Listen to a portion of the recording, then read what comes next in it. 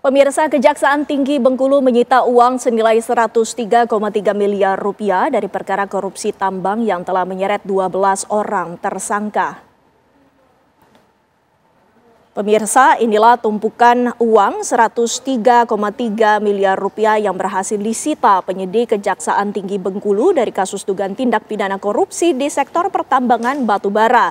Uang ini dipamerkan sebagai bukti keseriusan penegak hukum dalam mengungkap kasus besar yang menyeret 12 orang tersangka, di antaranya bos tambang, pejabat BUMN Sukovindo, hingga pejabat Kementerian ESDM. Kejati Bengkulu juga masih terus mengembangkan penyelidikan untuk menelusuri pihak lainnya yang diduga terlibat dalam jaringan korupsi pertambangan ini.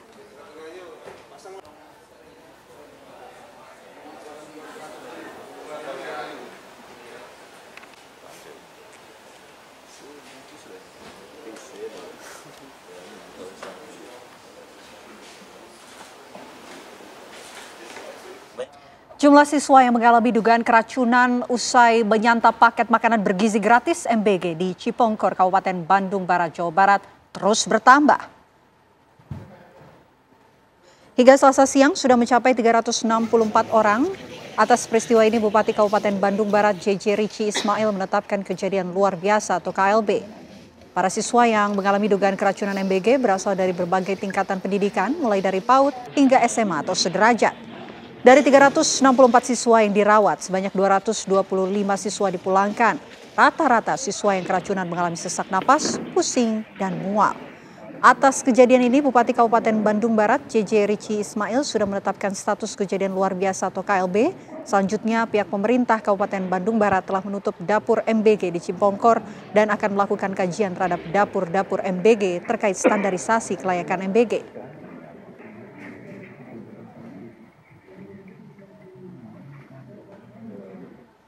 Sementara itu, ramainya kasus dugaan keracunan makan bergizi gratis atau MBG, Badan Gizi Nasional BGN akan membentuk tim khusus guna melakukan investigasi dugaan keracunan tersebut. Tim investigasi ini akan melakukan pemeriksaan terutama pada menu makanan ataupun dapur dikarenakan mendapatkan keluhan. Ramai sekarang adalah kasus dugaan, saya sebut dugaan karena belum tentu semua yang bermasalah atas keracunan. Jadi saya akan membentuk tim investigasi untuk masalah hal yang diduga keracunan dan juga tim investigasi di bidang menu makanan atau dapur. Kenapa? Karena sering beredar seolah-olah makanannya kok seperti ini, makanannya kok seperti ini. Padahal dari yang laporan kami terima itu tidaklah demikian. Tim kuasa hukum Nadiem Makarim resmi mengajukan permohonan pra-peradilan ke Pengadilan Negeri Jakarta Selatan. Permohonan tersebut diajukan untuk menggugat keabsahan penetapan status tersangka dan penahanan terhadap mantan Menteri Pendidikan dan Kebudayaan itu. Kuasa hukum Nadiem, Hana Pertiwi, menjelaskan bahwa objek gugatan mencakup dua hal pokok, yakni penetapan tersangka dan tindakan penahanan. Ia menilai penetapan tersangka terhadap kliennya tidak memenuhi syarat minimal 2 alat bukti permulaan yang cukup, salah satunya berupa audit kerugian negara dari BPK atau BPKP. Lebih lanjut, tim kuasa hukum berharap agar Nadiem segera dibebaskan. Namun, terkait itu pihaknya akan tetap mengikuti seluruh proses hukum yang berlaku. Mas Menteri, kata-kata hari ini, Mas Menteri. Digugat itu ada di penetapan tersangka dan penahanan. Penanganan perkara ini? Penahanan. Oh, penahanannya. Penetapan tersangkanya yang dipermasalahkan apa, Mbak? Penetapan tersangkanya karena tidak ada 2 alat bukti permulaan yang cukup. Salah satunya bukti audit kerugian negara dari instansi yang berwenang. Instansi yang berwenang itu kan BPK atau BPKP. Oh iya. Dan penahanannya juga otomatis kan kalau penetapan tersangka tidak sah, penahanannya juga tidak sah. Oh gitu. Jadi satu kesatuan lah, 2 inti utamanya itu ya, Mbak. Anak Wali Kota Prabu Muli, Sumatera Selatan Arlan yang menjadi penyebab mutasi dadakan Kepala Sekolah SMP Negeri 1 Prabu Muli kini pindah sekolah. Amora atau yang akrab disapa Aura ini pindah ke Sekolah SMP Negeri 5 Prabu Muli setelah sebelumnya bersekolah di SMP Negeri 1 Prabu Muli. Setelah sebelumnya sempat viral terkait pencopotan Kepala Sekolah SMP Negeri 1 Prabu Muli akibat memberikan teguran kepada anak Wali Kota Prabu Muli karena membawa mobil mobil ke sekolah. Pihak dari SMP Negeri 5 Prabu Muli pun membenarkan jika anak dari Wali Kota Prabu Muli sudah pindah ke sekolahnya. Menurutnya, perpindahan sekolah yang dilakukan anak wali kota tersebut sudah sesuai dengan prosedur yang berlaku, yakni masih adanya kuota kosong untuk menerima siswa baru.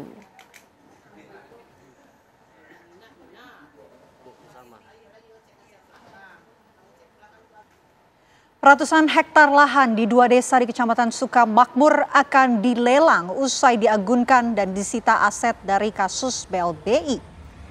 Kabar lahan yang diagunkan dan akan dilelang mencuat belakangan ini di Jagad Maya.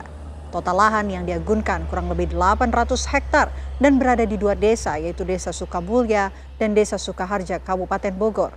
Untuk lahan yang akan dilelang dan berada di Desa Sukaharja adalah seluas 405 hektar. Kini, lahan yang bermasalah ini telah dipasang pelang disita oleh negara. Imbasnya, warga yang hendak menjual dan mengurus sertifikat tanah tidak bisa karena lahan lainnya ikut diblokir. Pelelangan ini bermula ketika beberapa lahan ini dijadikan jaminan hutang oleh pihak swasta dan belakangan diketahui terlibat kasus BLBI yang merugikan negara triliunan rupiah.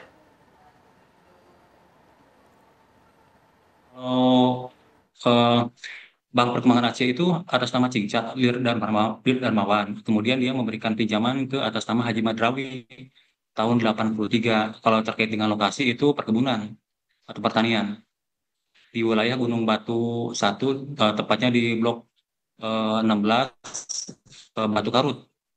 Kalau tujuannya mungkin untuk peternakan sama perkebunan. Uangnya sekitar 850 juta. Dengan anggunan 405 hektar, 406 hektar. Ya, untuk Sukaharja ralat itu bukan 800 hektar, kurang lebih 445 hektar.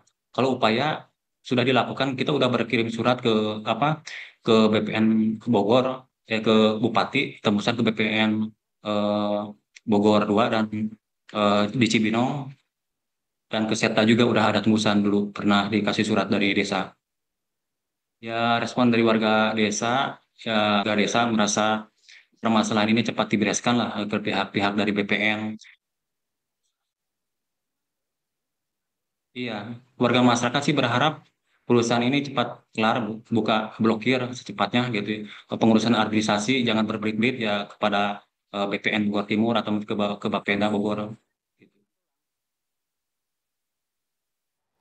Presiden Prabowo Subianto dalam forum konferensi tingkat tinggi penyelesaian konflik Palestina-Israel mendesak dunia internasional untuk segera mewujudkan solusi 2 negara bagi Palestina dan Israel. Presiden menyebut kemerdekaan Palestina adalah kebenaran secara historikal dan syarat mutlak terciptanya perdamaian.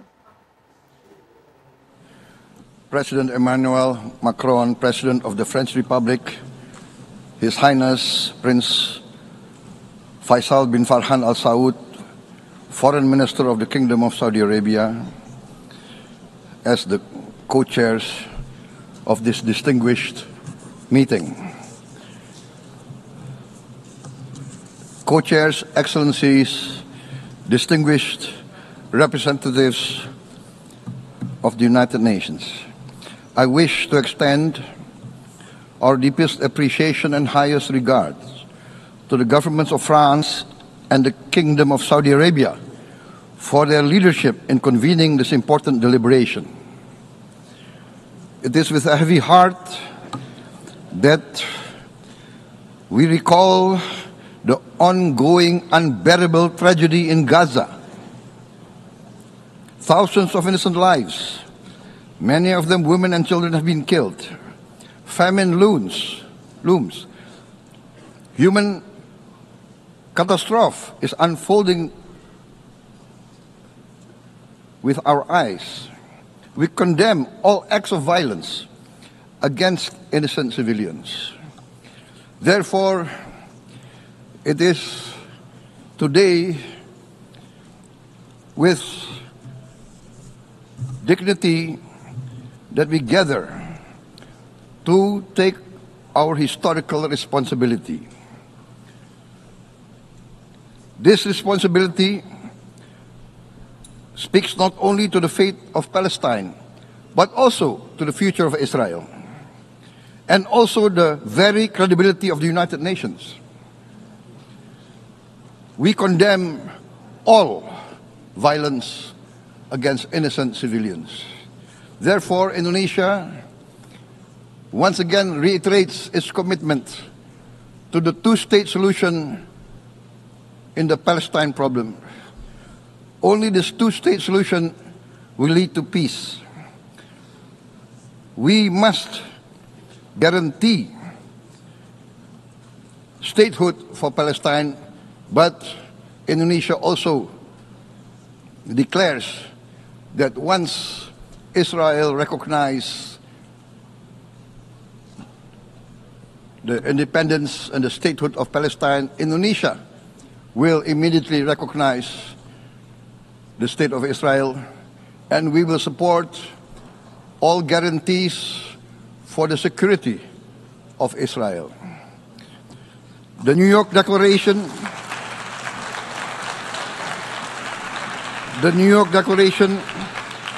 has provided a peaceful and just pathway towards peace. Statehood must mean peace. Recognition must mean a real chance towards lasting peace. It must be a real peace for all sides, for all parties. Distinguished Excellencies, we commend the leading states of the world that have taken this principled step. France, Canada, Australia, the United Kingdom, Portugal, and many other leading countries of the world have taken a step on the right side of history. The recognition of the state of Palestine is the right step on the right side of history. To those who have yet to act, we say history does not stand still. We must recognize Palestine now. We must stop the humanitarian catastrophe in Gaza. Ending the war must be our utmost priority. We must overcome hatred, fear. We must overcome suspicion. We must achieve the peace that is necessary for the human family. We are ready to take our part in this journey towards peace. We are willing to provide peacekeeping forces. Thank you very much. Peace. Peace now. Peace immediately. We need peace. Thank you very much.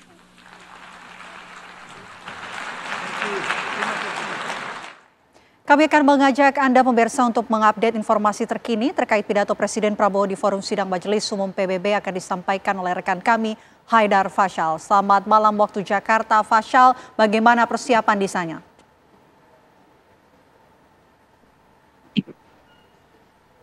Windy, Veda dan juga pemirsa, memang kami dapat informasikan untuk hari ini sendiri, hari Selasa pagi, Presiden Prabowo Subianto memang kembali terjadwalkan untuk mengikuti rangkaian kegiatan High Level Week Meeting dalam sidang Majelis Umum Perserikatan Bangsa-Bangsa, di mana nantinya Presiden Prabowo Subianto ini tidak hanya hadir, Vena, Windy dan juga pemirsa, melainkan juga akan memberikan pidato di dalam sidang tersebut. Informasi yang kami peroleh, nantinya Presiden Prabowo Subianto ini akan melakukan pidato pada pukul 10 lewat 15 menit waktu setempat, atau kalau di Indonesia berarti pukul 9 malam lewat 15 menit waktu Indonesia Barat. Dan Presiden Prabowo Subianto ini akan berbicara pada urutan ketiga setelah Presiden Brazil dan juga Presiden Amerika Serikat Donald Trump. Tentu kita akan nantikan bersama pidato Presiden Prabowo Subianto karena ini akan menjadi momentum penting bagi Indonesia untuk menguatkan level diplomasinya, karena kita ketahui bersama dan saya dapat informasikan bahwa dalam sidang Majelis Umum ini nantinya 193 anggota Perserikatan Bangsa-Bangsa akan hadir, di mana diantaranya 143 negara diantaranya ini kan diwakilkan oleh kepala negaranya. Dan tentu ini akan menjadi hal yang cukup penting bagi Presiden Prabowo Subianto dan juga bagi Indonesia. Selain daripada itu, nantinya setiap speaker akan berbicara selama 15 menit.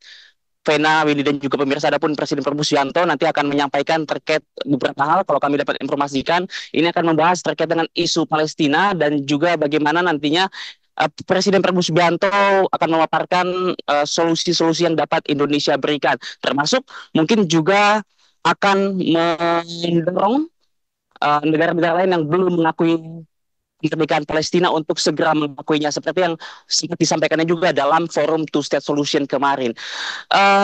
Selain itu nanti juga akan disampaikan terkait dengan kondisi geopolitik saat ini dan juga peranan PBB untuk menjaga perdamaian.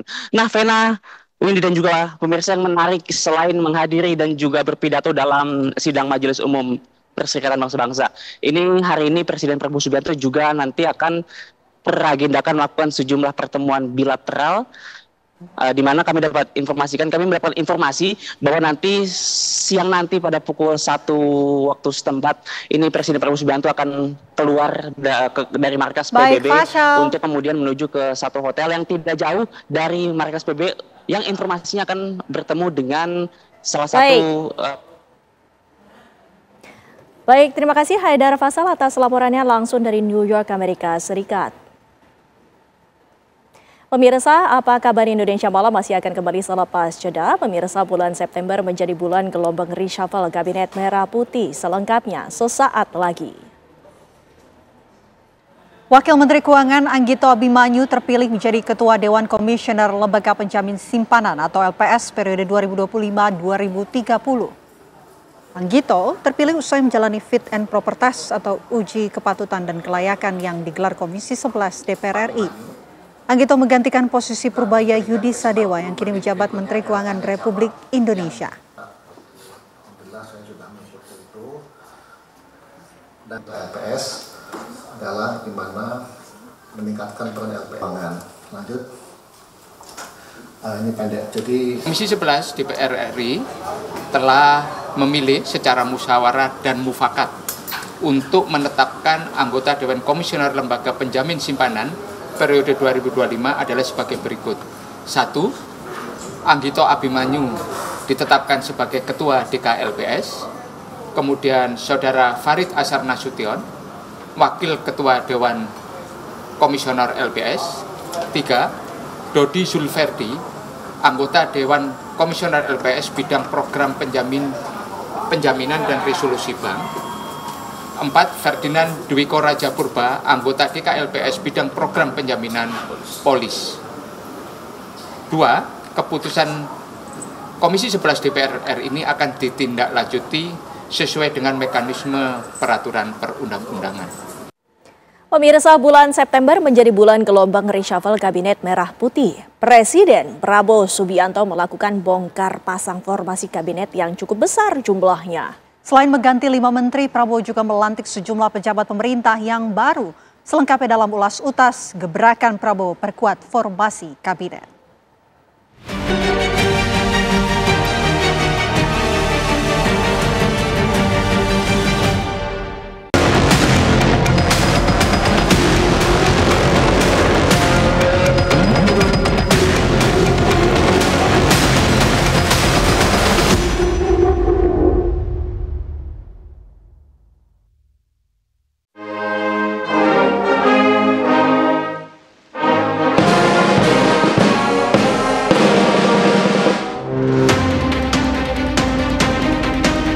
Jelang 1 tahun pemerintahannya, Presiden Prabowo Subianto mengambil langkah reshuffle atau perombakan kabinet. Terhitung sudah 3 kali Prabowo merombak kabinet yang dipimpinnya bersama Gibran Rakabuming Raka. Pertama, 19 Februari 2025, Presiden melantik akademisi Brian Yuliarto menggantikan Satrio Sumantri Brojonegoro sebagai Menteri Pendidikan Tinggi, Sains dan Teknologi. Sebelum ada reshuffle, Satrio diterpa sederet kontroversi. Pada bulan September ini, gelombang reshuffle terjadi 2 kali. Presiden melakukan bongkar pasang jajaran kabinet yang terbilang cukup besar dan mengejutkan. demonstrasi yang kemarin yang berujung kepada kerusuhan, kerusakan, dan memakan korban itu, salah satu tuntutannya adalah agar kabinet merah putih itu dirombak, di-reshuffle. Terus yang kedua juga terkait dengan kebutuhan internal kabinet itu sendiri. Publik kan dari awal selalu mempertanyakan kapan reshuffle, dan ini udah, kalau kita catat udah reshuffle ketiga ya kan, ya, reshuffle ketiga dilakukan. Nah, untuk reshuffle yang jilid 3 ini kita anggap inilah pasal jilid 3 ini ada 11 posisi yang berganti. Pada 8 September 2025, Presiden Prabowo mencopot 5 menteri, yaitu Menteri Koordinator Politik dan Keamanan Polkam Budi Gunawan, Menteri Keuangan Sri Mulyani, Menteri Koperasi Budi Aris Setiadi, Menteri Perlindungan Pekerja Migran Indonesia P2MI Abdul Qadir Karding, serta Menteri Pemuda dan Olahraga Dito Aryo Tejo. Lalu siapa nama-nama yang menjadi pengganti para menteri yang dicopot Prabowo? Dalam reshuffle lanjutan 17 September, Presiden Prabowo melantik Jamari Caniago sebagai Menko Polkam menggantikan Budi Gunawan. Purnawirawan Jenderal Bintang 3 berusia 77 tahun itu bukan hanya representasi kalangan militer, namun ia juga loyalis Partai Gerindra. Berapa umur saya, siapa yang tahu? 77 tahun.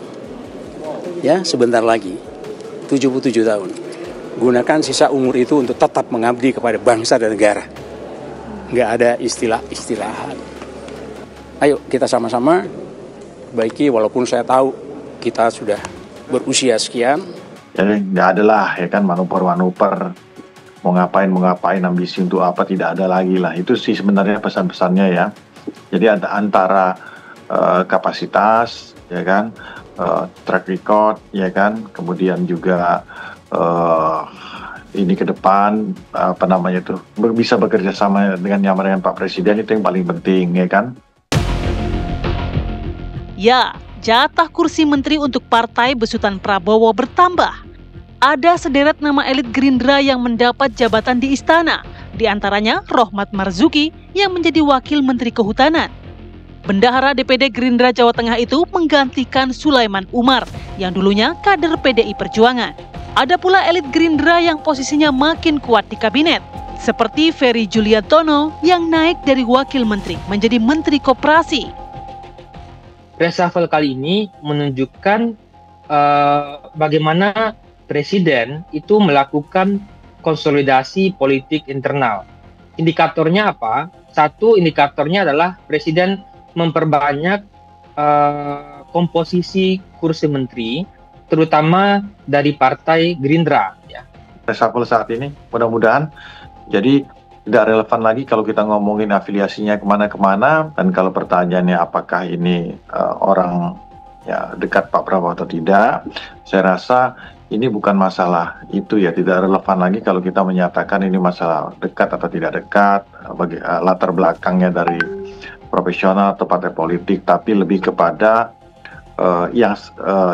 yang diinginkan itu masalah kinerja. Lantas bagaimana dengan jatah kursi menteri untuk partai-partai koalisi pemerintahan Prabowo Gibran? Partai Golkar yang baru saja kehilangan kursi Menpora kembali mendapat gantinya. Presiden telah melantik politikus Partai Golkar Muhtarudin menjadi Menteri P2MI. Begitu juga untuk Partai Kebangkitan Bangsa, Presiden mempercayakan kursi Wakil Menteri Koperasi yang kosong kepada politikus muda PKB Farida Faricah. Selain menambah jatah untuk partai besutannya, nyatanya Prabowo juga tetap memperhitungkan partai-partai koalisinya di gelanggang kekuasaan. Semuanya itu pergantian, pengangkatan, pemberhentian menteri itu kan hak prerogatif Bapak Presiden, karena menteri itu pembantu Presiden. Reshuffle ini menunjukkan bagaimana Presiden mencoba melakukan reposisi partai-partai di kabinet, ya, dan reposisi orang-orang yang diidentifikasi sebagai bagian dari kabinet lama. Ya. Misalnya kalau kita lihat itu beberapa reposisi dilakukan kepada PKB, ya. Bisa jadi karena terjadi konstelasi politik di internal, ya. Kemudian juga reposisi dilakukan pada menteri-menteri yang pernah menjabat pada pemerintahan sebelumnya. Misalnya ada nama Sri Mulyani di reshuffle kedua, ada nama Budi Ari di reshuffle kedua, begitu juga rotasi yang dilakukan kepada Bapak Erick Thohir di reshuffle ketiga. Prabowo juga melakukan gebrakan dengan melantik nama di luar partai politik, seperti Purbaya Yudisadewa, pakar ekonomi yang sebelumnya Ketua Dewan Komisioner Lembaga Penjamin Simpanan itu dipercaya menjadi Menteri Keuangan menggantikan Sri Mulyani. Mungkin 2 bulan 3 bulan sekarang Indonesia cerah kelihatan lagi. Maksudnya ekonomi melambat itu gara-gara kemarin kejadian demo atau memang sudah monitor dari kemarin? Dari sebelumnya ada gejala perlambatan ya Bang, tapi belum ditangani dengan cepat. Nah sekarang pesannya disuruh diperbaiki dengan cepat. Nah menteri-menteri yang berada di bawah koordinasi, terutama dalam program-program strategis nasional, misalnya terkait MBG, Sekolah Rakyat, Sekolah Unggul, Koperasi Merah Putih, ketahanan pangan, ketahanan energi, dan beberapa program strategis lainnya, tentu menjadi penting untuk memastikan kesuksesan program tersebut. Dan menteri-menteri itu tentu saya kira akan mendapatkan catatan dari Presiden dan berpotensi di reshuffle di masa depan kalau mereka tidak bekerja dengan baik. Reshuffle kabinet ini tentu saja menjadi simbol bahwa Prabowo tak sekedar memasukkan nama-nama itu ke gelanggang kekuasaan, tapi ingin membuat formasi kuat untuk menyukseskan program-programnya 4 tahun ke depan.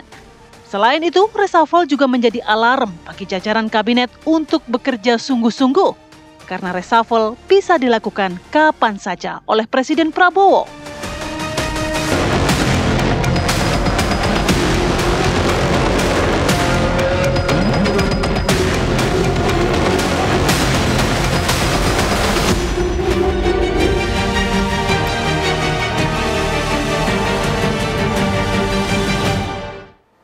Pemirsa, Pusat Pelaporan dan Analisis Transaksi Keuangan (PPATK) telah menyerahkan hasil analisis dugaan aliran dana yang digunakan untuk mendanai kericuhan dalam demo pada akhir Agustus 2025. Pemirsa, kami akan membahasnya lebih lanjut dalam dialog sesaat lagi.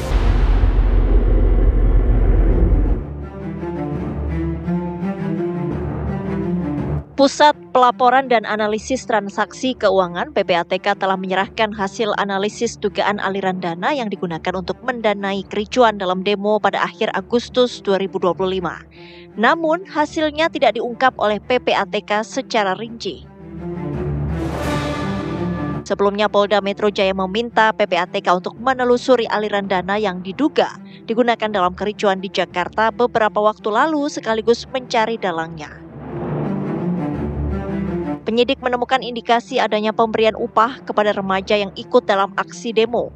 Temuan itu disebut menjadi langkah awal polisi untuk mengungkap pihak yang diduga sebagai penyokong dana. Berdasarkan hasil penyelidikan, sejumlah pelajar dan anak-anak ikut dalam aksi unjuk rasa karena melihat ajakan di media sosial. Polisi pun telah mengamankan banyak pelajar pada akhir Agustus lalu.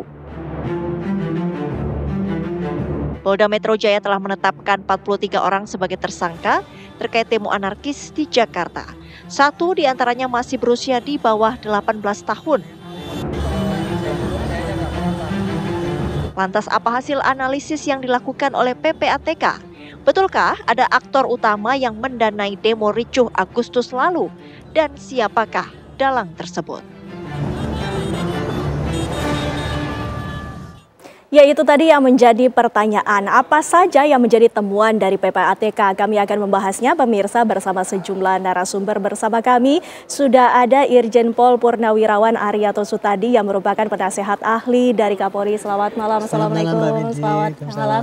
Sudah hadir bersama kami. Terima kasih Pak Ariyanto. Dan juga telah terhubung pula bersama kami Pak Dadang Trihartono yang merupakan Deputi Analisa dan Pemeriksaan dari PPATK.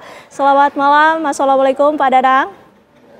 Waalaikumsalam, selamat malam Mbak. Iya, Pak Dadang, kami ingin mengetahui sebenarnya awal mula untuk dilakukannya penelusuran ini, mekanismenya seperti apa Pak?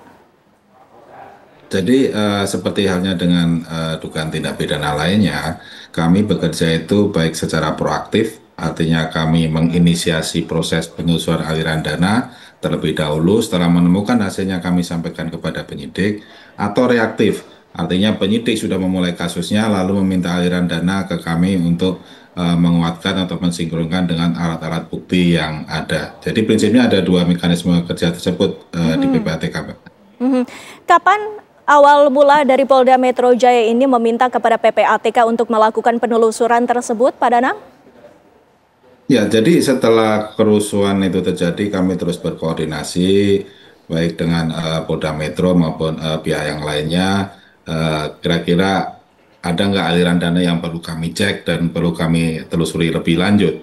Nah, dari aliran dana itu kan kita bisa melihat sumber dananya dari mana, lalu tujuannya untuk apa. Nah, dari tujuan-tujuan itu nanti pihak berwajiblah yang akan menggali motif dari transaksinya. Misalnya si A sudah ditangkap, dia menerima dari B, ini uangnya motifnya apa, lalu yang ditangkap ini mengirimkan uangnya ke CDE, nah CDE ini dia di lapangan perannya seperti apa, nah ini uangnya untuk apa, untuk mensinkronkan hal seperti itu adalah kewenangan penyidik, Mbak. Lantas dibutuhkan berapa lama untuk dilakukannya hasil analisis ini untuk kemudian diserahkan kepada Polda Metro Jaya, Pak Danang? Ya, kami sudah serahkan ada sekitar 3 berkas ke Polda Metro Jaya untuk dilakukan penelitian lebih lanjut, disinkronkan dengan alat bukti yang ada. Demikian. Baik, Pak Arianto, ini artinya dari pihak Polda Metro Jaya juga meminta kepada PPATK sesungguhnya apa yang ingin digali? Ya, pasti gini ya, itu kan dimulai daripada yang ditangkap-tangkap itu, kemudian kan ditanya dibiayai gitu kan, nah, kemudian kalau dibiayai itu kemudian kan mesti ditanya. Kalau yang cash nggak bisa dilacak, tapi kalau yang dibiayainya melalui transaksi, nah ini bisa dilacak. Itulah itu yang dilacak oleh Polda Metro. Kemudian ini dari mana? Itulah salah satu cara dari Polda Metro untuk mencari sebetulnya siapa sih yang nyuruh itu. Siapa yang nyuruh itu? Selama ini kan yang nyuruh kan macam-macam. Ada yang cuma pakai medsos, pakai flyer dan sebagainya. Ada juga yang dibayar ya seperti yang di Bandung itu. Ada juga yang mengaku itu kan ada dari transaksi itu. Nah ini salah satunya adalah yang pakai transaksi itu.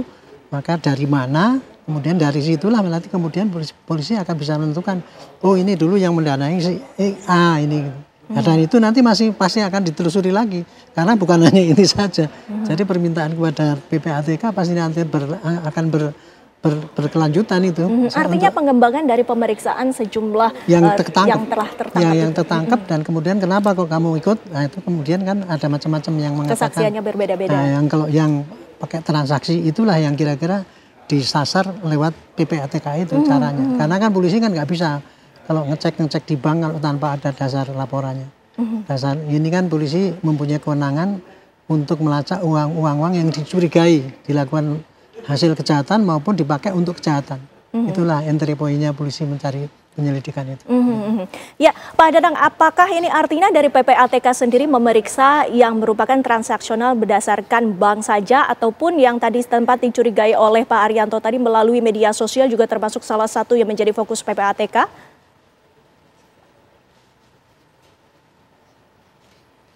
Pak Danang? Jadi fokus kami adalah kepada pihaknya dulu. Pihak ini siapa, lalu transaksi apa yang dia gunakan.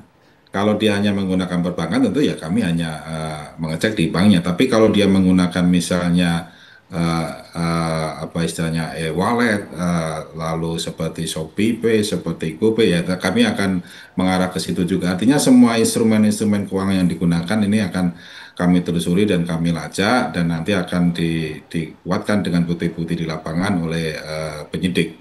Saya kira demikian. Apakah bisa dijelaskan lebih rinci yang sudah diserahkan kepada pihak kepolisian ini kategorinya yang mana saja? Ya itu nanti kewenangan penyidik untuk menjelaskan. Artinya ini bukan proses yang berhenti di sini ya. Artinya ini kan berkelanjutan. Ini si A dapat lagi ke si B kemana gitu kan. Nah ini perannya masing-masing seperti apa. Bahkan ke atasnya pun juga nanti akan terus berlanjut kan. Mungkin dari si A yang memberi ini ternyata si A dari si X, si Y ya. Kami akan terus seperti itu dan ini akan kolaborasi terus dengan Polda Metro tentu saja. Ini 3 berkas yang telah diserahkan, apakah ini sudah memenuhi apa yang menjadi permintaan dari Polda Metro Jaya ataukah ada berkas lainnya, Pak Danang? Ya, itu kan nanti kewenangan penyidik, itu sudah masuk ke materi penyidikan dan penyidiklah yang berwenang untuk menjelaskan. Kami PK penuh lah apa yang diperlukan penyidik untuk menyelesaikan kasus ini. Demikian. Nah, Pak Arianto, tadi juga sudah dilaksanakan mekanisme yang dilakukan oleh PPATK. Nah, dari Pak Arianto sendiri, apakah sudah mengetahui sesungguhnya apa yang menjadi temuan dari PPATK ini? Saya tadi mencoba tanya sama dir yang menyidik ya, tetapi kabarnya besok akan di press release. Nah, sekarang jadi nggak boleh di press release dulu. Karena tapi ya perkaraan saya besok pasti akan sampaikan ini yang sudah ditemukan, tapi setelah ini tidak akan berhenti di situ. Pasti akan dilanjutkan lagi dengan ini, lari kemana. Pasti nanti akan minta lagi ke PPATK lagi. Artinya langkah yang paling terdekat yang akan dilakukan oleh penyidik apa? Ditahan dulu ya Pak Arianto, kita harus jeda sejenak pemirsa. Nanti kita akan bahas lagi lebih dalam usai jeda pariwara berikut ini. Kita lanjutkan dialog kami pemirsa. Pak Arianto, jika sudah dilakukannya penyerahan oleh PPATK tentang hasil analisis, lantas apa langkah-langkah yang kemudian akan dilakukan oleh penyidik dan juga apa sebenarnya yang menjadi tantangan utama, Pak? Ya, ini hasil dari PPATK ini merupakan satu-satunya kesempatan dari para polisi atau peluang bagi para penyidik ya, untuk bisa menelusuri siapa sebetulnya yang mendanai itu. Kalau dulu-dulu kan jarang yang pakai itu transaksi itu. Tapi sekarang karena generasi muda sekarang Mbak dibilang tadi bahwa jarang yang pakai itu uang dan tunai, untuk membunuh kecepatan kan mereka ada yang pakai itu. Nah, inilah ini sebenarnya satu-satunya kesempatan. Maka polisi besok itu pasti akan mendalami ya. Kemudian mendalami tidak hanya berhenti di yang sudah datang yang disampaikan ini saja, pasti akan dikembangkan ini kepada siapa, pasti nanti minta tolong lagi pada PPATK coba ditelusuri ini. Karena kan semua yang berkaitan dengan itu kan belum tentu terkait di dalam hasutan ini. Tapi polisi yang tahu dari penelusuran hasil daripada yang di PPATK itu kemudian kan pasti panggil orangnya, kemudian tanya lagi itu sehingga itu bisa meneruskan kira-kira mana yang tersambung dengan itu. Nah, jadi polanya apakah ini merupakan satu orang ataupun satu kelompok ataupun ada banyak pihak? Nggak bisa kita anukan ya. Tapi mana jejak yang ada itulah ditelusuri. Jadi kita nggak bisa mengatakan ini kelompok atau bukan ya. Tetapi nanti bisa terbukti apabila ternyata ada dana yang larinya dari situ, berarti itu sumbernya kan. Baik. Pokoknya dengan adanya banyak transaksi menuju pada satu titik itu berarti ini bisa kita curigai gitu. Kurang lebih gitulah. Ya, baik. Pak Danang, setelah menyerahkan hasil analisis, apakah lantas dari PPATK ini masih akan terus memantau aliran dana yang diduga menjadi salah satu sumber dana dari aksi demonstrasi ricuh pada Agustus lalu, Pak Danang? Ya, tentu saja pihak yang sudah teridentifikasi di PPATK ini kan menjadi high risk itu ya. Menjadi high risk di database kami dan tentu saja yang selanjutnya kami tidak berhenti di sini dalam arti kan kerusuhannya juga di beberapa tempat dan belum tentu terkoneksi satu transaksi dengan transaksi lainnya. Ini kan ibarat puzzle yang harus kami pecahkan. Nah, ini tentu saja harus kerjasama dengan penyidik yang mengetahui di lapangan perannya si A, si B, si C, si D ini apa. Karena kalau transaksi ini kan sifatnya dia netral gitu ya. Si A menerima dari si B ini dalam rangka apa ya itu perlu penggalian lebih lanjut oleh penyidik di lapangannya dan dia melakukan apa di lapangan. Demikian. Baik. Nah, Pak Arianto, dari hasil analisis di PPATK ini sejauh mana bisa dijadikan sebagai barang bukti oleh kasus ini, hukum? Ya, sekarang kan dalam pembuktian itu kan bukti digital itu termasuk di dalam alat bukti sekarang. Jadi itu tidak menyulitkan polisi. Karena kalau dulu kita sebelum itu dijadikan alat bukti, kita kesulitan untuk menjadikan alat bukti. Tapi karena sudah undang-undang menentukan begitu, maka kita sangat berharap nih dengan penelusuran inilah yang paling gampang bagi polisi untuk mendatangkan alat bukti ya. Dan itu mungkin nanti bisa diserahkan di pengadilan kalau seandainya prosesnya bisa diteruskan. Tanpa ini kelihatannya polisi kesulitan itu untuk membawa mereka para provokator itu sampai ke sidang kalau tidak ada alat bukti yang memadai. Iya. Dan apakah jika ada temuan baru, Pak Danang, ataupun pola transaksi baru yang kemudian ditemukan oleh PPATK, hal itu juga akan diserahkan kepada penyidik?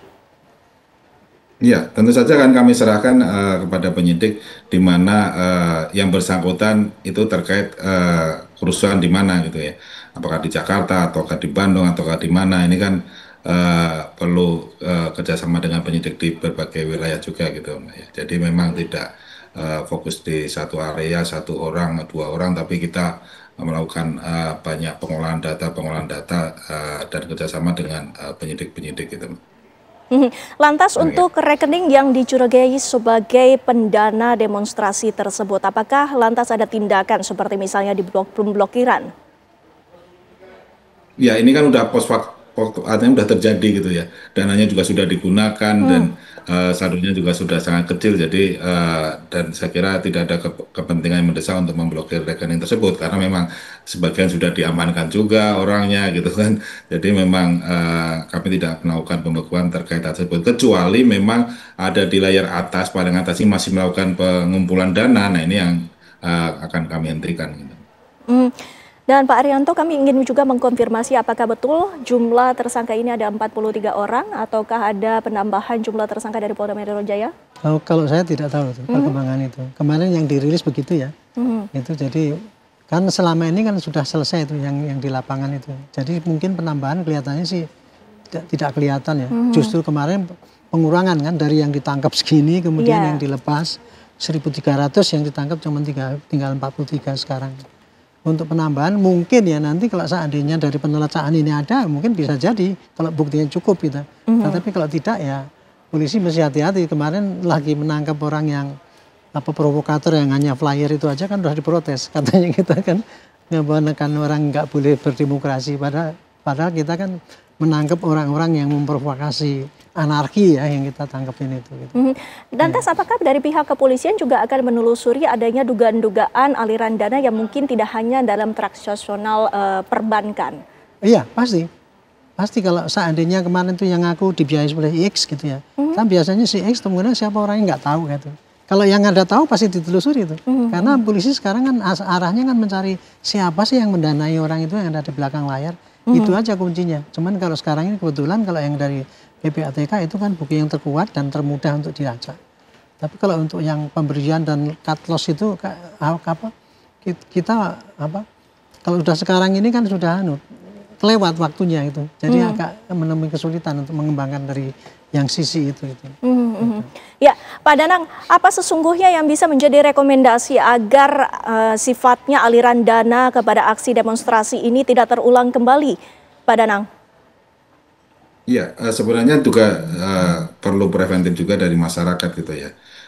Jangan sampai menyuarakan aspirasi tapi diminta melakukan kekerasan, kerusuhan, itu kan sudah merugikan kepentingan umum dan kepentingan negara itu sendiri, sehingga ada yang mungkin cuma dibayar berapa tapi melakukan kerusuhan sedemikian rupa, itu kan sangat disayangkan. Ini artinya perjuangan yang sudah dilakukan oleh para pendahulu kita ini wajib kita teruskan dan kita terus perjuangkan, jangan sampai dikotori dengan transaksi-transaksi yang bertujuan untuk mengacaukan situasi negara. Baik. Dan Pak Arianto, dari pihak kepolisian sendiri tadi Bapak sebutkan bahwa besok akan melakukan rilis untuk penyampaian kabarnya apa begitu saja? Kabarnya gitu akan menyampaikan temuan apa yang telah disampaikan pada PPATK itu dan kemudian apa yang sudah ditemukan oleh polisi untuk penyidikan itu. Jadi, termasuk juga mungkin apakah ada penambahan dari tersangka? Saya tidak tahu, tapi saya kira besok hanya mengatakan bahwa ini yang didapat dan kemudian langkah-langkah polisi selanjutnya adalah akan mengembangkan yang ini atau sudah cukup, kurang lebih gitu ya. Gitu. Baik, terima kasih Pak Arianto, terima kasih juga Pak Danang waktunya bersama kami di Apa Kabar Indonesia Malam. Sehat selalu Bapak-Bapak, terima kasih sudah hadir. Dan pemirsa, kami masih akan kembali selepas jeda pariwara berikut ini. Presiden Prabowo Subianto mendesak dunia internasional untuk segera mewujudkan solusi dua negara bagi Palestina dan Israel. Kami akan menghadirkan pembahasannya dengan sejumlah narasumber usai jeda pariwara berikut ini. Tetaplah bersama kami.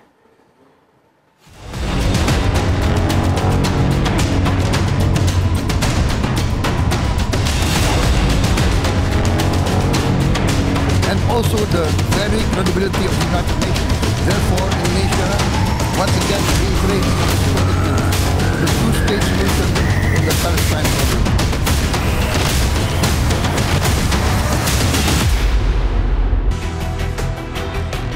Presiden Prabowo Subianto menghadiri konferensi tingkat tinggi mengenai solusi dua negara yang digelar di Markas Besar Perserikatan Bangsa-Bangsa di New York, Amerika Serikat.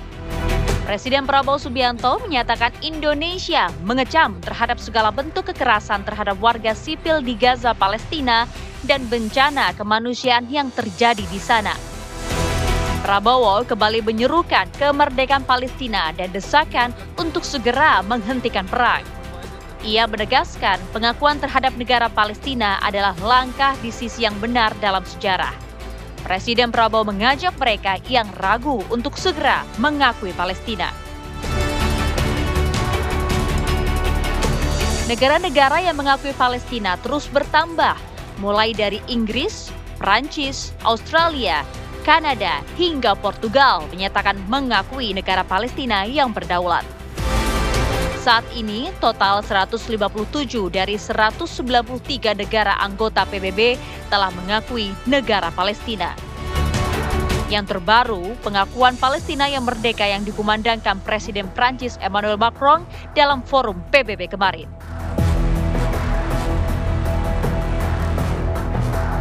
Lantas, seberapa besar pengaruh diplomasi Presiden Prabowo untuk mendorong terwujudnya kedaulatan Palestina? Dan apakah pengakuan terhadap negara Palestina juga dapat mendesak Zionis Israel menghentikan genosida di Gaza?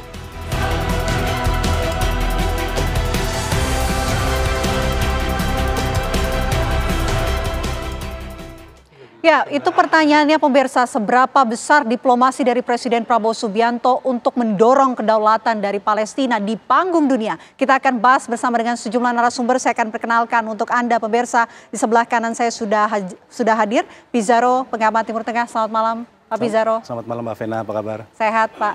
Baik, di sebelah Pak Pizarro ini kami juga sudah hadirkan Prof. Makarim, Duta Besar RI untuk PBB 2004-2007. Selamat malam Prof. Makarim. Mbak Vena.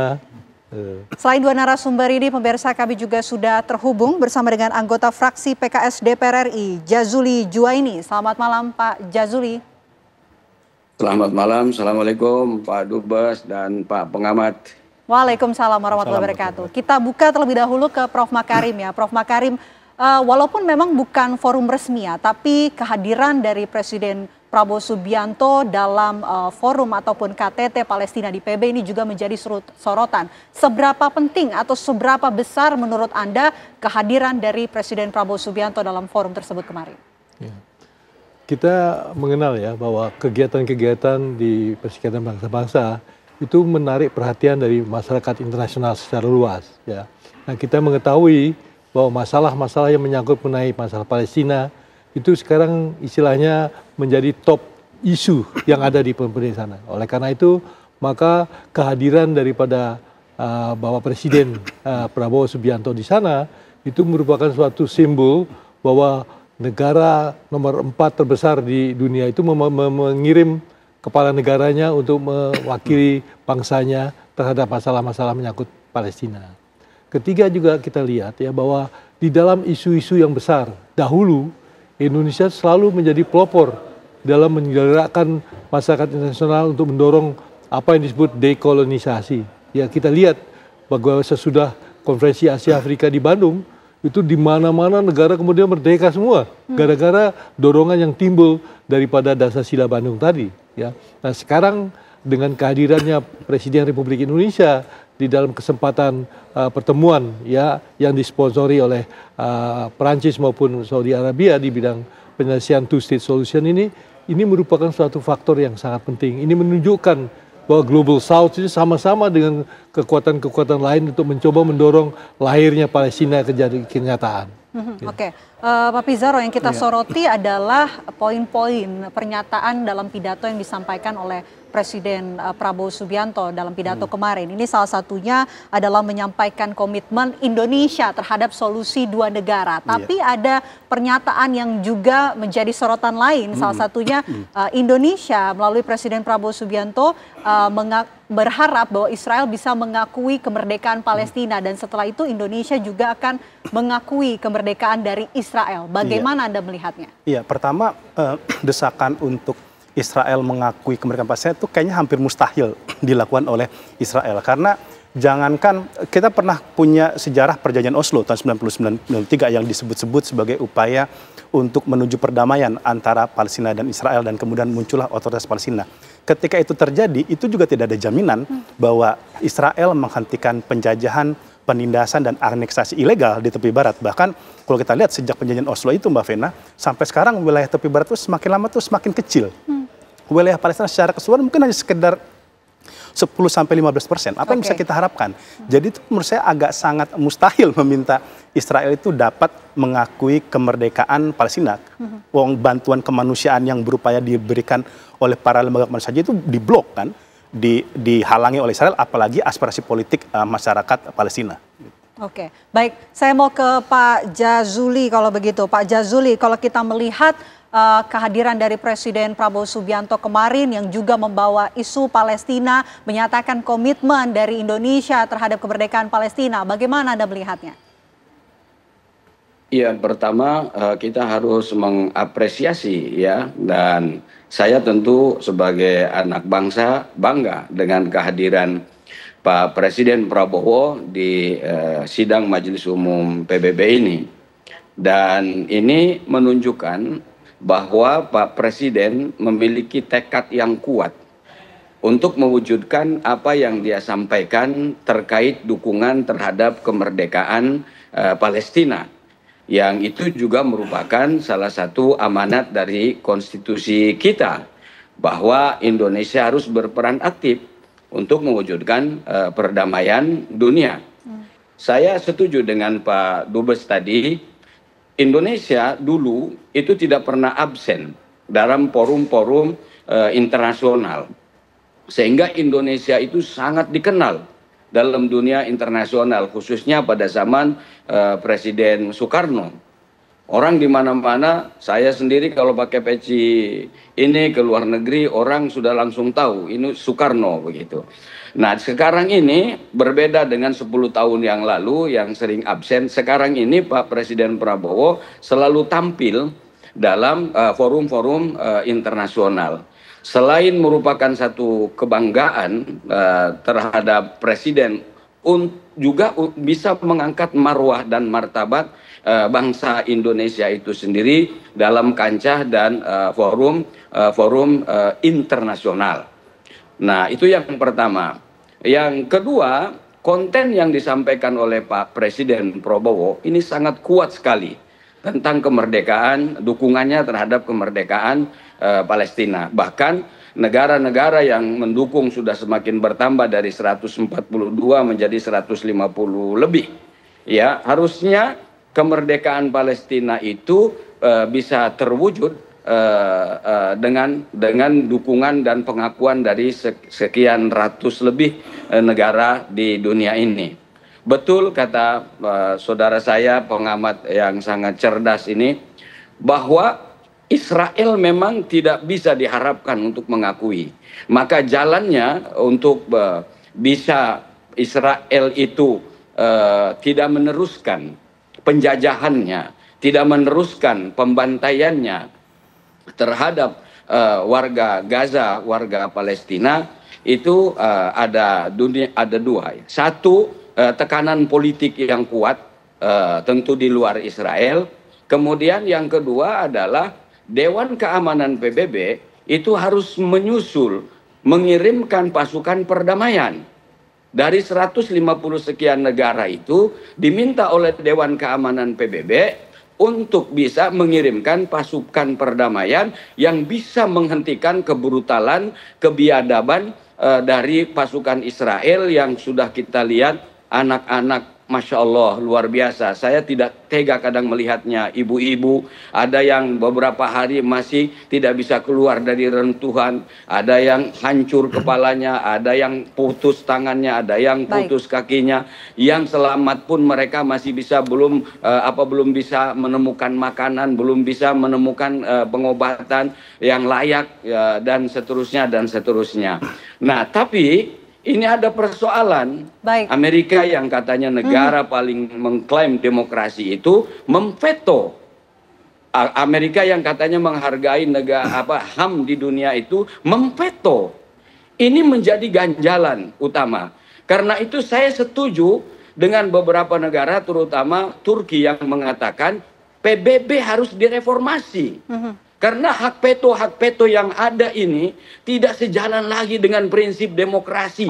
Apalagi di zaman kehidupan modern sekarang ini. Oke, kita sudah tangkap poinnya Pak Jazuli. Kita langsung ingin tanyakan ke Prof. Makarim kalau begitu. Prof. Makarim melihat apa yang dikatakan oleh Pak Jazuli, menginginkan adanya reformasi PBB, termasuk juga ada kekhawatiran bahwa yang sudah dibahas dalam sidang umum PBB nanti akan dimentahkan lagi, kemudian akan dikeluarkan hak veto. Bagaimana Anda melihatnya?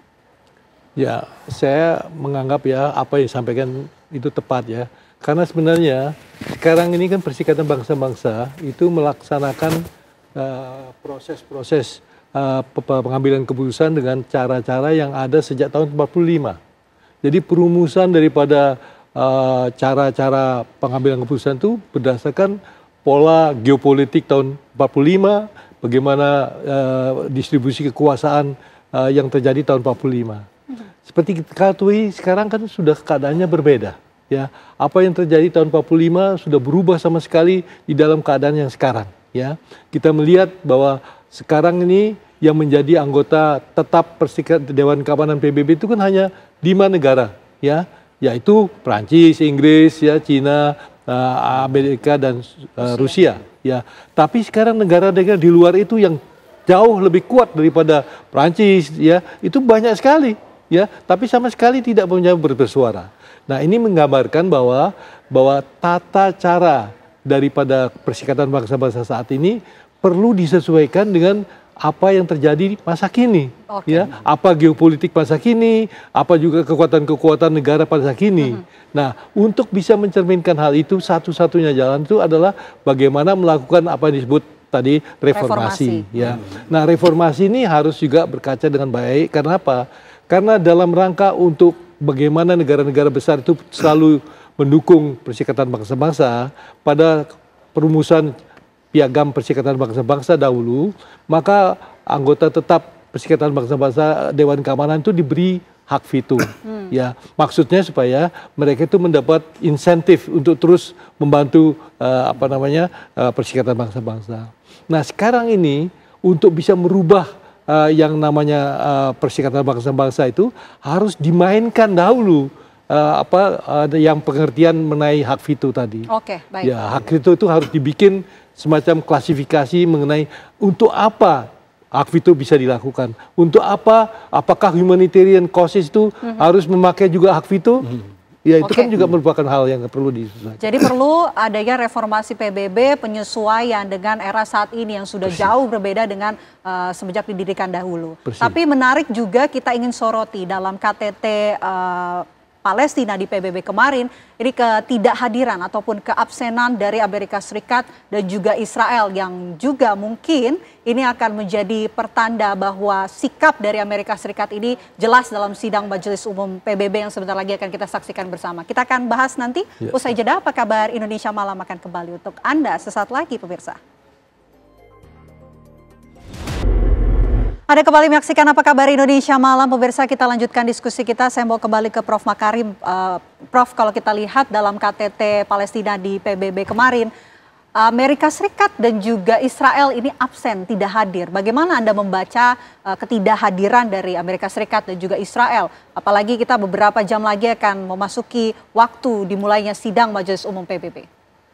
Ya, saya memperkirakan bahwa mereka sudah mengetahui ya apa kira-kira yang akan terjadi pada waktu pertemuan kemarin. Ya, karena kita mengetahui sendiri bahwa dua sponsornya itu baik Prancis maupun Saudi Arabia termasuk negara-negara yang sangat aktif ya sebelum pertemuan itu melakukan lobby-lobby secara terbuka.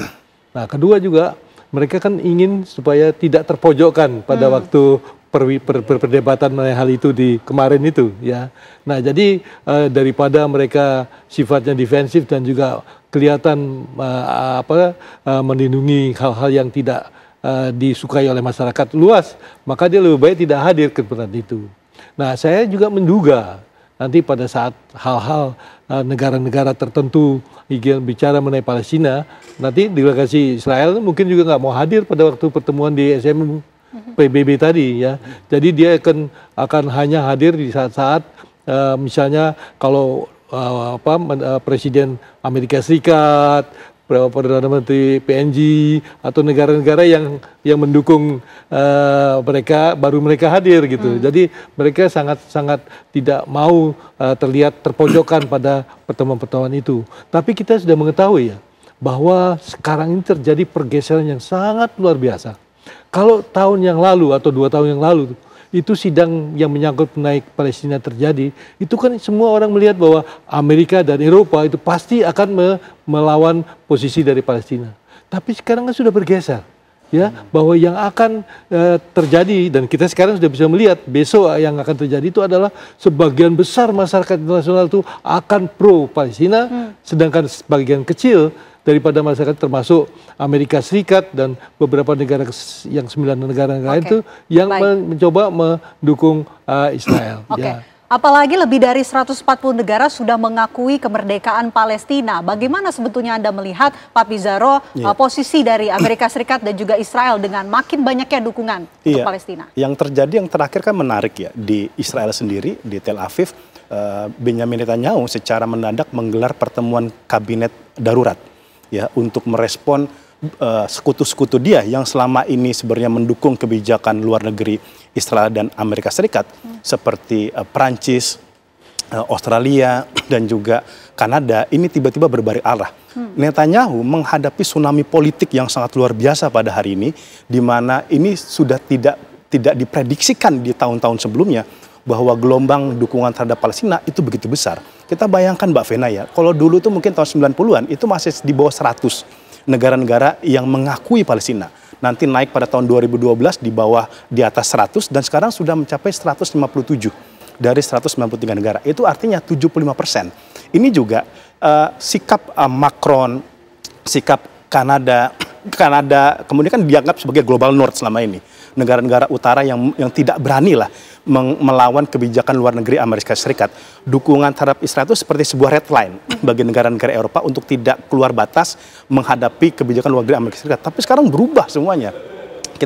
Kita melihat ya ke dalam kasus Perancis ya, ini kan menarik ya. Ini kalau saya lihat itu ada 3 hal.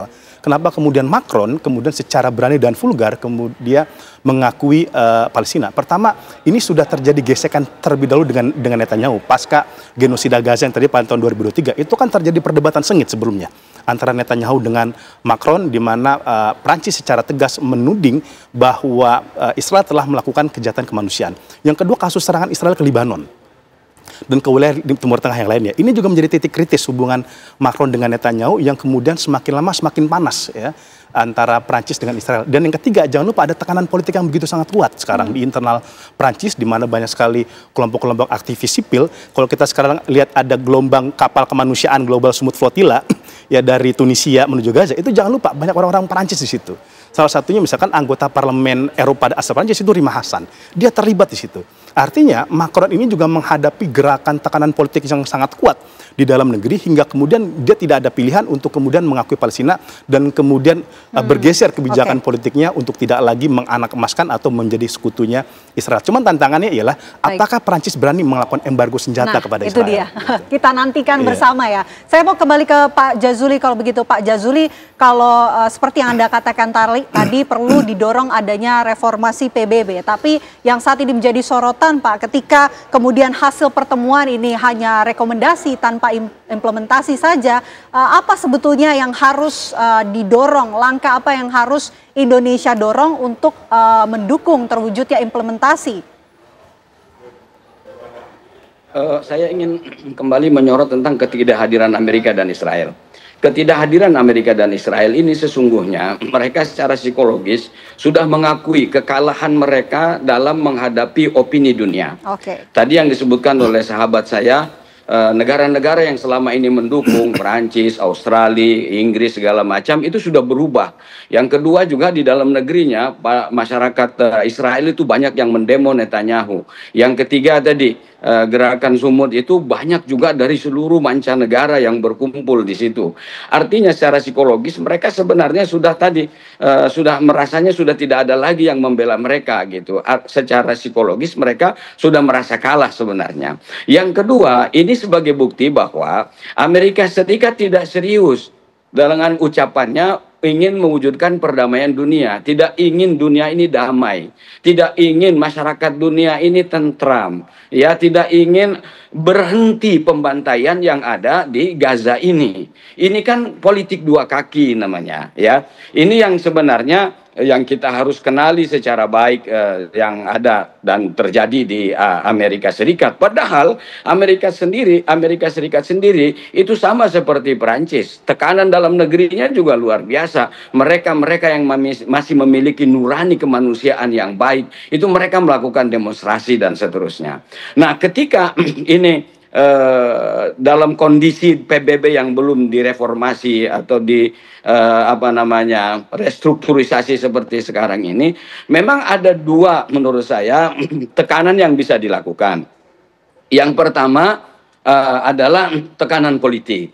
Artinya negara-negara yang sekarang sudah setuju dengan kemerdekaan Palestina terus dikokohkan, dirapatkan barisannya, terus diperluas dan ditambah, terus kemudian melobi bagaimana Dewan Keamanan PBB bisa membuka ruang ketika Dewan Keamanan PBB tidak bisa menghentikan kejahatan perang, itu kan bisa saja anggota Dewan Keamanan, dia membuka ruang anggota Dewan Keamanan PBB untuk mengusulkan rapat darurat, sidang umum PBB darurat. Saya setuju kalaupun umpamanya reformasi ini belum terjadi, ataupun kalau terjadi juga hak veto itu masih dijaga, ada klasifikasi. Kalau untuk kejahatan kemanusiaan, kalau darurat kemanusiaan, pembantaian, harusnya tidak boleh ada hak veto lagi ke depan itu. Ini adalah hakikat daripada reformasi atau restrukturisasi PBB itu sendiri. Yang pertama tekanan politik, ya. Terus mudah-mudahan Pak Prabowo akan terus melakukan dan menggalang kekuatan-kekuatan politik yang ada di dunia ini, dan saya kira temannya sudah cukup banyak. Yang kedua adalah menggunakan tekanan ekonomi. Saya kira apa yang selama ini terjadi, meskipun ini gerakan parsial dari masyarakat sipil, ya, boikot produk-produk Israel, kalau ini menjadi kebijakan negara-negara yang mendukung kemerdekaan Palestina, ini akan berpengaruh dahsyat sebenarnya. Meskipun saya tahu tidak mungkin semua negara ini berani melakukannya. Tapi kalau ini bisa dilakukan, ini akan memiliki dampak yang sangat besar untuk menjadi tekanan bagi Israel yang haus darah ini, yang sudah tidak berperi kemanusiaan. Melihat anak-anak, udahlah, kita susah mengungkapkan dengan kata-kata yang kepedihan yang kita bisa saksikan di sini. Oke, baik. Ada tekanan politik dan juga tekanan ekonomi, itu yang menjadi langkah yang bisa dilakukan Indonesia untuk mendorong rekomendasi yang telah dibahas dalam KTT Palestina di PBB. Prof. Makarim, kalau kita lihat hasil pembahasan yang disampaikan oleh Kepala Negara dalam KTT Palestina di PBB kemarin, yang muncul pertanyaan ini adalah bagaimana kemudian hasil rekomendasi tersebut bisa disampaikan dalam sidang Majelis Umum PBB. Aturannya seperti apa? Tata cara penyampaian di waktu seperti apa, Pak? Nah, jadi seperti diketahui, ya, besok itu kan adalah General Assembly. Jadi maksudnya sidang majelis umum yang terbuka, ya. Biasanya masing-masing negara yang ikut pertemuan kemarin itu menyampaikan posisi yang disampaikan pada waktu pertemuan kemarin. Rata-rata itu dia kemukakan semua pada waktu itu. Nah, setelah semua sidang selesai, ya, maka pada waktu pembahasan mengenai tindak lanjut apa yang dilakukan, biasanya kemudian ada draft resolusi yang disampaikan oleh negara-negara yang hadir pada kesempatan kemarin itu. Ya. Antara lain misalnya saja mendukung kemerdekaan daripada Palestina, ya, kemudian mencoba menganjurkan terjadinya gencatan senjata yang mengandung segala macam yang dibentuk disusun di dalam draft resolusi. Nah, ini merupakan resolusi daripada Majelis Umum ke-80. Ya, nah ini merupakan suatu istilahnya dokumen yang sangat historis secara politis. Ya, mungkin dia tidak legally binding seperti keputusan dari Majelis Dewan Keamanan PBB, tetapi dia secara politis merupakan kesatuan dokumen yang sangat penting. Ya, nah oleh karena itu saya beranggapan bahwa kalau sampai ada resolusi yang menyangkut mengenai keputusan yang disampaikan hasil pertemuan Two State Solution kemarin itu sebagai keputusan daripada Majelis Umum PBB yang ke-80, ini merupakan satu tonggak bagi pergeseran sikap negara-negara dalam melahirkan negara Palestina yang baru ini. Oke, baik. Tentu kita juga akan mengajak pemirsa, Anda pemirsa untuk menyaksikan laporan langsung dari rekan kami Haidar Fasyal dari Markas PBB, tapi kami akan hadirkan usai jeda berikut ini. Tetaplah bersama kami di Apa Kabar Indonesia Malam. Kami Haidar Fasyal dari Markas PBB menjelang pidato dari Presiden Prabowo Subianto dalam sidang Majelis Umum PBB. Selamat malam waktu Jakarta. Fasyal, bagaimana persiapan di sana? Ya baik, Vena dan juga pemirsa, saat ini saya tengah berada di dalam ruangan debat umum sidang Majelis Umum Perserikatan Bangsa-Bangsa, di mana kalau Vena dan juga pemirsa bisa lihat, mungkin di belakang saya juga sudah ramai sekali para delegasi dari berbagai negara yang hadir. Total, Vena dan juga pemirsa, ada 193 negara anggota Perserikatan Bangsa-Bangsa yang hadir mengikuti sidang Majelis Umum pada hari ini di Markas Besar PBB di New York, Amerika Serikat. Dan informasinya 142 di antaranya ini adalah diwakilkan oleh kepala negara ataupun kepala pemerintahannya. Saya akan memberikan laporan sambil memberikan visual saat ini kepada pemirsa di rumah. Sebentar. Jadi inilah situasinya. Kalau kami dapat informasikan untuk Indonesia sendiri, Vena dan juga pemirsa, posisinya ada di sebelah sana. Jadi kalau dari podium, ini podium yang nanti akan menjadi tempat Presiden Prabowo Subianto akan berbicara. Ini urutan posisi duduk Indonesia ada di urutan ke-14 dari depan. Dan di sebelah kanan, di pojok kanan satu meja dengan negara Iran, pemirsa dan juga Vena. Adapun untuk posisi duduk memang kami dapat informasikan ini jadi bukan kebetulan ataupun bukan dipilih dari Perserikatan Bangsa-Bangsanya sendiri, melainkan untuk posisi duduk ini dipilih ataupun diundi untuk bagian depan. Bagian depan itu di bagian sana. Dan untuk undian bagian depan yang mendapatkan undian adalah negara Niger. Nah, selebihnya untuk ke sampingnya itu mengikuti alfabet, Vena dan juga pemirsa. Jadi Niger lalu juga negara sebelahnya yang memang berurutan secara alfabet nama negaranya, yang kemudian membuat Indonesia jadi berada di bagian urutan ke-14 di sebelah kanan. Kami juga dapat informasikan bahwa saat ini informasinya Presiden Prabowo Subianto juga sudah tiba, Vena dan juga pemirsa, di ruang sidang, maksud kami di Markas Besar PBB ini, dan saat ini sedang menunggu di ruang VVIP bersama dengan sejumlah kepala negara lainnya tentunya. Dan nantinya Presiden Prabowo Subianto terjadwalkan akan berpidato pada pukul 10 waktu setempat, ataupun kalau di Indonesia ini artinya pukul 9 malam waktu Indonesia Barat. Adapun nantinya ini untuk sidangnya sendiri akan dimulai pada pukul 9 waktu setempat, Vena, artinya sekitar 10 menit lagi nih sidangnya akan dimulai dan akan dibuka oleh sambutan yang akan disampaikan oleh Sekjen dari PBB, ini adalah Antonio Guterres, lalu juga dilanjutkan oleh Presiden Sidang Majelis Umum, yang kemudian nanti kemudian barulah dimulai pandangan ataupun pidato yang disampaikan oleh berbagai kepala negara. Presiden Prabowo Subianto dalam hal ini memiliki ataupun mendapatkan urutan ketiga setelah Presiden Brazil dan juga Presiden Amerika Serikat Donald Trump. Dan tentu Pena kita akan tunggu bersama pidato yang akan disampaikan oleh Presiden Prabowo Subianto.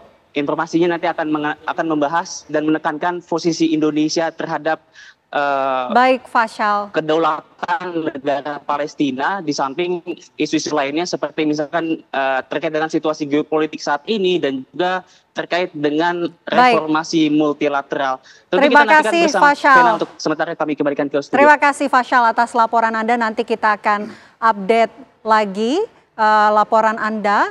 Dan di layar kaca Anda pemirsa, ini dapat kita saksikan Presiden Republik Indonesia Prabowo Subianto telah tiba di markas PBB New York, Amerika Serikat dan akan segera memasuki ruangan di mana Presiden Prabowo Subianto hari ini dalam sidang Majelis Umum PBB akan dijadwalkan berpidato di urutan ketiga setelah Presiden Brazil dan juga Presiden Amerika Serikat. Dengan durasi 15 menit kita akan menantikan pemirsa sesaat lagi, beberapa waktu lagi Presiden Republik Indonesia Prabowo Subianto akan menyampaikan pidatonya dalam sidang Majelis Umum PBB ke-80 tahun 2025, di mana sebelumnya ini juga sudah hadir dalam KTT Palestina di PBB New York, Amerika Serikat. Baik, kita lanjutkan diskusi kita. Saya mau ke Pak Jazuli. Pak Jazuli, kalau kita lihat berdasarkan laporan rekan kami tadi, ini sudah hampir dimulai sidang Majelis Umum PBB. Dan Indonesia ini mendapatkan kesempatan untuk menyampaikan pidato di urutan ketiga. Apa yang menjadi prediksi Anda, poin-poin yang akan disampaikan oleh Presiden Prabowo Subianto dengan durasi 15 menit? Yang pertama kita harus berdoa untuk presiden kita. Yang kedua kita dukung penuh. Yang ketiga yang disampaikan saya kira tidak terlalu jauh dalam konteks Palestina. Selain mungkin dia akan bicara tentang juga ekonomi secara global, tentang keamanan secara global, tentang grand ekonomi dan segala macam itu. Saya kira akan titik berat fokusnya juga ada pada persoalan Palestina. Nah, kita berharap apa yang disampaikan oleh Pak Prabowo itu masih sejalan. Semua bahkan bertambah negara-negara yang ikut di KTT itu. Nah, terus kita berharap juga menjadi resolusi seperti yang Pak Dubes sampaikan tadi. Kemudian resolusinya ini bisa dilaksanakan. Nah, ini yang paling penting. Ya, harapan kita ini bisa dilaksanakan sehingga selesailah persoalan Palestina, stoplah seluruh genosida dan pembantaian terhadap anak kecil dan ibu-ibu yang tidak berdosa. Kemudian Palestina menjadi negara yang merdeka, maka dunia ini akan terbangun dan tertata dengan damai, aman, tentram, dan nyaman bagi seluruh umat manusia. Oke, Prof. Makarim, bagaimana kemudian Anda melihat jalannya pidato yang nanti akan disampaikan oleh Presiden Prabowo Subianto? Kita dapat urutan ketiga, Pak.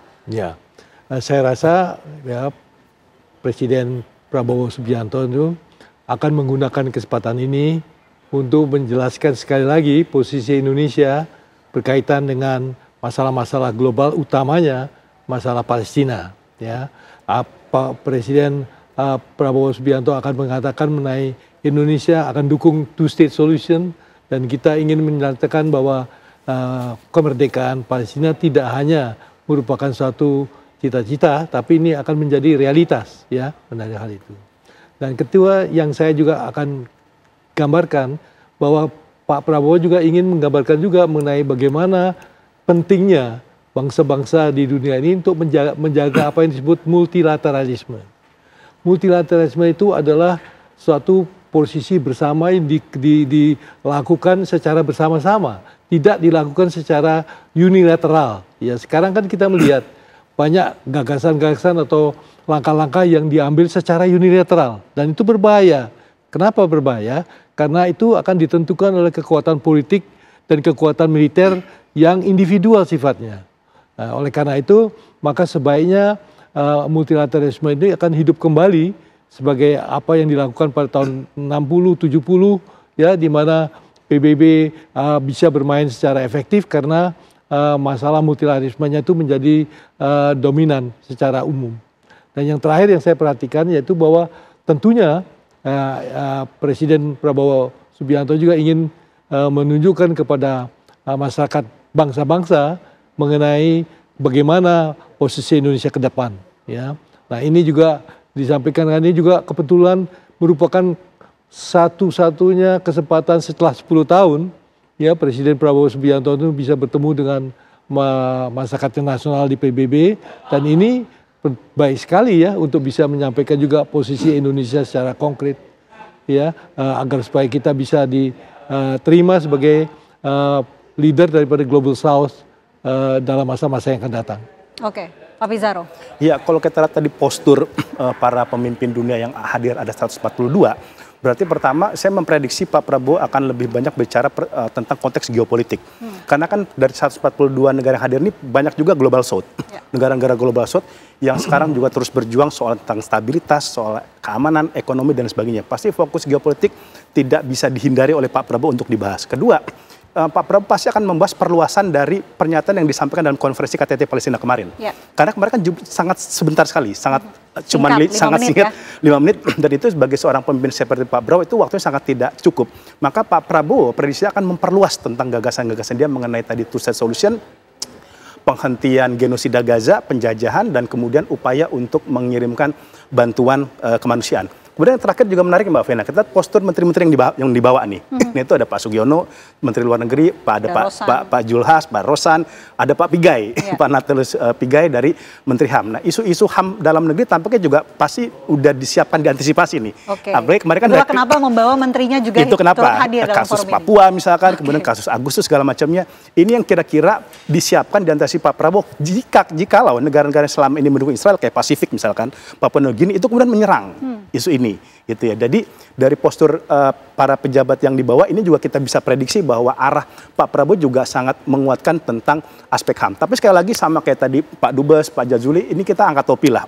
Pak Prabowo hadir selama 10 tahun setelah Indonesia absen untuk sit-in ya, datang langsung ke PBB, dan ini luar biasa. Ada tadi kata Hadar, ada 140 lebih negara-negara hadir, artinya itu ada dari Amerika Latin, ada dari Afrika, ada dari dunia Arab, dari Eropa, dan sebagainya. Ini harus dipakaikan momentum kepada Pak Prabowo bahwa Indonesia itu punya konstitusi yang jelas. Pembukaan kita itu kita menolak kolonialisme. Indonesia itu berdiri sebagai anak kandung anti kolonial. Ini pesan yang penting menurut saya untuk dibahas oleh Pak Prabowo. Kenapa? Kita tuh udah punya sejarah dijajah. Kita udah pernah sejarah hidup dalam under kolonialisme. Dan kemerdekaan kita itu kan direbut, bukan diberikan. Seperti banyak negara-negara lain itu kan dia given. Gitu. Dan ini menurut saya pesan yang penting disampaikan oleh Pak Prabowo. Setelah 10 tahun kan negara-negara ini tidak mendengar secara direct seorang presiden pemimpin Indonesia berbicara tentang keadilan, kemudian keamanan, ekonomi, dan sebagainya. Dan juga saya memprediksi Pak Prabowo pasti juga akan nyentil soal PBB. Ya, kasus tadi yang kita bahas mengenai ketumpulnya Dewan Keamanan PBB, kalau misalkan Erdogan berani berbicara the world is bigger than 5, seharusnya Pak Prabowo bisa lebih confident untuk bicara itu. Karena kita the biggest Muslim countries, penduduk kita sangat banyak, aktivitas sipil di Indonesia itu juga sangat besar, demonstrasi nggak bisa dihitung lagi lah di Indonesia. Ini momentum bagi saya, ini sejarah bagi Indonesia untuk berani berbicara di depan mata dunia untuk stop genosida di jalur Gaza. Oke. Baik, saya mau ke Pak Jazuli. Pak Jazuli, singkat saja, setujukah dengan two-state solution, Pak Jazuli? Ya, sebenarnya kalau ditanya orang Palestina pasti nggak setuju. Tapi ini kan kita lagi mencari solusi bagaimana agar Palestina ini kan cepat merdeka. Ya kan, jadi salah satunya ya inilah bagian dari yang namanya diplomasi politik ya. Jadi bagaimana caranya supaya bisa merdeka dulu ini negara Palestina. Jadi masalahnya sekarang itu bukan persoalan setuju atau tidak setuju, sekarang bagaimana Palestina bisa merdeka dan apa jalan yang bisa ditempuh untuk mewujudkan kemerdekaan Palestina itu. Prof. Makarim, singkat saja. Itu salah satu jalan keluar untuk menyelesaikan sengketa Palestina yang sudah mulai terjadi 70 tahun yang lalu. Ya, jadi satu-satunya jalan adalah dua negara hidup berdampingan secara damai, ya, dan itu merupakan suatu kenyataan yang harus diterima lah. Oke, Pak Pizarro. Iya, tantangannya ialah apakah Israel itu setuju terhadap kemerdekaan Palestina. Ini menurut saya konteksnya beyond dari kita bebas tentang two-state solution sudah atau tidak, tetapi yang menjadi urgensi kita sekarang bagaimana mendesak Amerika dan Israel untuk memberikan kemerdekaan bagi bangsa Palestina. Baik, kita nantikan bersama ya, karena dalam beberapa waktu lagi kita akan menyaksikan dimulainya sidang Majelis Umum PBB dan juga menyaksikan bagaimana Presiden Republik Indonesia Prabowo Subianto berpidato selama 15 menit dalam sidang Majelis Umum PBB. Terima kasih Pak Pizarro, terima kasih Prof. Makarim, terima kasih Pak Jazuli sudah bergabung bersama kami. Ya, dan pemirsa, diskusi kami tadi sekaligus menutup perjumpaan kita di Apa Kabar Indonesia Malam. Saya Vena Kintan. Ya, dan saya Windy Wilintodia pamit undur diri. Terima kasih atas perhatian Anda. Selamat malam, sampai jumpa.